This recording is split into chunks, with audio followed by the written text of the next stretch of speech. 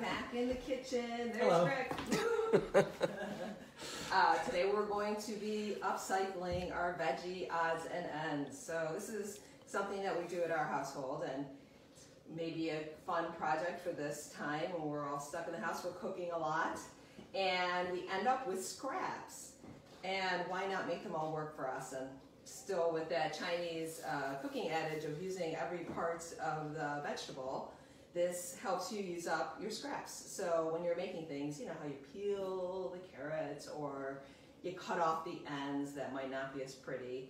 So what I do is we put them in a Ziploc gallon-sized bag that stays in the freezer. So even if you have just a few things, you can just pick them up, throw them in your Ziploc bag, and freeze them until you're ready to make a full pot of veggie broth. And Laura, that's important because you don't want to just sit them in the refrigerator because they might just rot and ripen, but the freezing arrests that, correct? Yes. Okay. Yes. Yes. Because some people have asked me that before. Right. So. If you made a big meal, sometimes I can make enough scraps for a batch from one meal. So then you don't have to freeze them. You can just boil the broth right away. But I think it's a really effective way to use everything that we can. And then when I make my veggie broth and my bone broth, I will add in some Chinese herbs, and one of them that we were talking about yesterday. Yep. And it depends on what's going on. So if I'm making something that I want, let's say we have a little less energy, then I'll look at chi tonic herbs. If we are feeling like we're a little bit stressed, then I might look at some stress relieving or calming herbs. If I'm looking at something like, our sleep is off, maybe I'll look at that, and maybe it's one herb, or maybe it's a mix of herbs. So I'm just going to go through these. I think they're really beautiful, and they're very effective. So first of all, we have our da cao. I don't know if you can see that pretty well. Yeah, you can see it, yeah. Yeah. And these are dates. They're also known as jujube. And these are cooked with quite frequently in Chinese culinary cuisine, as well as Korean cuisine. When we would make our Korean short ribs, oftentimes that would be thrown in there in the marinade as well, in the broth. And they actually are dates. They're just a different type of date than we're used to. And there's a saying that 3 dates a day keeps the doctor away. It's like our little apple saying, right, Rick? Rick always has an apple a day. So Yes, I 3 do. dates a day keep the doctor away. Yeah. So the da cao actually is very good for calming. This actually does help sleep. It's good for cardiovascular health. It's good for digestion. They're slightly sweet, so they do add a nice flavor to the broth. Agreed. Lovely. Yeah. Yeah. Then we have our astragalus. We talked about this yesterday. The king of chi tonic, something. And also immune system boosting. So it's actually a chi tonic, but really, I meant to say the king of the immune boosters, or immune rejuvenators. So the astragalus is very good for that. So if we're trying to stay healthy, this is a popular one in Western herbal and as well as Eastern herbal world. So you could use this. And the nice thing about most of these herbs here is they don't have a very pungent flavor, strong flavor. Some of the herbs are pretty intense tasting. So you might want to just keep that in mind when you're making a broth. And these have been processed and dried, right? I mean, I was just thinking about this when you were doing this, Laura, that the Chinese, the necessity of it, they used, as you're demonstrating with taking table scraps from preparation of vegetables, they literally utilized everything, the flower, the leaf, the root, the bark, correct? Yes. I mean, and these are examples of that, right? Yeah. Wyatt was saying yesterday, he's like, that just looks like wood. Wyatt's been helping me package the herbs, and we're actually getting these combos up on Etsy. So by this afternoon, this should be available on Etsy. So this is a combination that I've put together for immune enhancing. And then we have our shiitake mushrooms here. Mushrooms, fantastic for the immune system. Have anti-cancer effects, great for the brain. They actually add something called umami, which we talked about before, which is that 5th flavor. It adds this depth of flavor. And this is such a nice addition to any broth or soup. And then this is our Codonopsis, which is poor man's ginseng. So it is a chi tonic, but it's also very good for the immune system as well, and also actually good for the digestion. So all of these have immune rejuvenating effects. It's a little less intense than ginseng too, wouldn't you Yes, say? it's actually, I think, personally. This is used a lot in Yeah. soups and stews in China because it has a nice mild flavor to it. A little bit sweet as well. And you'll see as it cooks, I actually have a finished product over there, that it does swell up, and we'll play around in the broth a little bit just to show you guys what the herbs are looking like. So I also, from my Western culinary world, I like to add in nutritional yeast, which is the vegan's best friend. Yes. And it's a true. great source of B vitamins, and it's actually a source of B12, which is very hard to get in the vegan world. And this is not brewer's yeast, correct, Laura? Yes, it is not. No. Brewer's yeast definitely has a more bitter flavor, and it's used for brewing. Right. This is actually used quite a bit in cooking, especially in the vegetarian vegan world. But you meat lovers will love it too. It actually has a lovely flavor. Again, adds some umami. There's so many great recipes with this. One of them is a vegan Parmesan cheese to use for topping, and it has many nutritional benefits. So I put some of that in there as well, and it gives a depth of flavor to my broth. And tomato paste.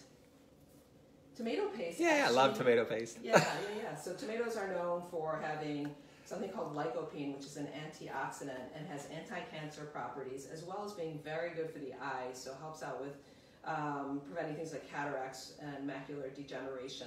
And actually, tomato paste has more lycopene in it than vine-ripened tomatoes.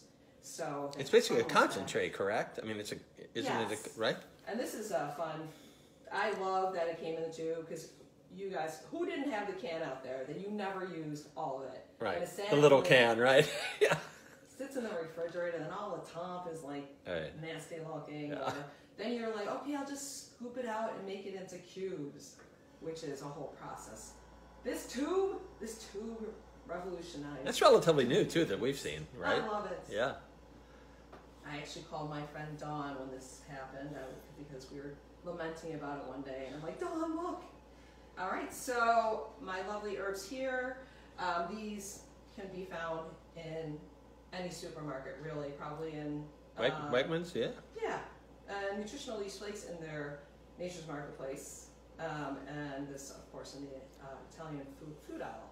With pasta and sauce and everything. Yep, it's Yeah, right I there. think this is Trader Joe's brand, but. Yeah. All right, and then our herbs. You could find most of these herbs in some Asian grocery stores. Again, we are packaging them and getting them all together for you. So, very simple. We're going to do, the ratio is 2 to 1. So we're going to do 1 part vegetables to 2 parts water. So I'm going to do about 3 cups of vegetable scraps to 6 cups water today. And I am just going to show you this because I'm just going to eyeball it. You're going to see in here I have my odds and ends of my onion, some kale stalks. I always use the kale stalks. They're very good. I'll either use them in smoothies or in this broth or in fermented vegetables. I have some peels from a sweet potato in here. I have some herbs. I have some cucumber ends. I have, you know those big old stalks from your cruciferous vegetables? Cauliflower, repurposed. All right, so I'm going to take about... Now, Laura, can I ask you, based on what you just said, how fine, do they have to be chopped up fine? No, they don't, right? They really don't, because it's going to be boiling on the stove for a good hour. Yeah. So I'm eyeballing this. It's about 3 cups. You know, it's not an exact science. Sometimes it's fun for me to look through and see what exactly is in here. It's always good to have some allium in there, some onion, even the peels. You see the peels are in here. This gives the broth some nice color. They used to make paper with onion skin or something. Didn't they do something like that? Yeah, Like in yeah. Europe or something, And back dyes. in Italy or something? Or I know when I was really getting into the whole, you know, natural thing, I made natural dyes out of the different Oh, right. peels from That's right. vegetables. Yeah, for the beets Easter eggs and, stuff. carrots and stuff. So anyway, here we have that. And sometimes, you know, you have the vegetable here and there. Like yesterday, we were eating noodle bowls, and some of the sugar snap peas were looking a little bit pale and not so good. So I just throw them in here. They were, you know, fresh. They just weren't as ripe as I would have liked. Now, Laura, with that, if you are using, let's say, carrot peels, I know you said to me when I'm putting them in the bowl, you said, did you wash the carrots first? Yes. So I said, yeah, I did. So Yeah. because I always so I don't know if you want to comment on that at all. Yeah, sure. Organic, of course, is better because these are the peels on the outside. And we're pretty picky about that. But I also like to give them a wash because even organic carrots, especially if they're from the farmer's market, will have dirt and that type of thing on them, which is, can be good for the microbiome, but not so good for the flavor of your broth. So I like to wash things off first. Before you peel them or anything, right? Before you process them and stuff. Exactly. Okay. Exactly. Okay. I just thought of that just now. Yep. So we have our odds and ends. And I'm just going to go over here and I'm going to dump it in the pot. And add in twice as much water. So I have 6 cups of water over here. It's filtered water. Quality of water in this is it's a good thing. And then I have my pre-measured out herb packet here for my broth. And my astragalus. I'm just going to bring this over here. I don't know, honey. Do you want me to come over there? Yeah, either way. Yeah. Oh, sorry, everyone. A little It's moving. No, that's not his camera work. That's me moving around. Okay. My astragalus, my datsao, my mushroom, my codonopsis. It's all going in. And these are your packages, right? That you were Yes. talking about earlier? Yes, that's our stuff. And then I'm going to add in. I usually add in for like a 4-cup. This is a 3-cup, so for a 4-cup broth. So if I'm using 4 cups of vegetables, I'll add in 2 tablespoons of nutritional yeast. For 3 cups, I'll add in about a tablespoon and a half. If you add a little more, a little less, it's really not a big deal. But you'll just get the extra benefit. And then about the same amount of tomato paste. So about a tablespoon and a half. I'm just going to eyeball it. And I think most cooks, right? People who cook a lot know that about eyeballing, right? You know me, when I'm making, I'm vegetarian, so when I make meat, I measure everything because I'm not tasting it. So Yes. Laura's such a great cook. She's cooked so much that she just can like eyeball that. So for those of you who will ask. You can definitely eyeball it. And then you can add salt now, or you can salt it at the end. I usually salt it at the end because a lot of flavor comes out. And then when that flavor comes out, you find that you don't need as much salt, which is kind of nice. So we're going to turn this on. And then we're just going to let this boil for about an hour. Actually, what you're going to do is you're going to bring it to a boil, and then you're going to cover it slightly, like this is a jar a little bit, and let it simmer for about an hour. Okay? And that's not exact either. I don't know if you want to just get a shot of the inside the pot.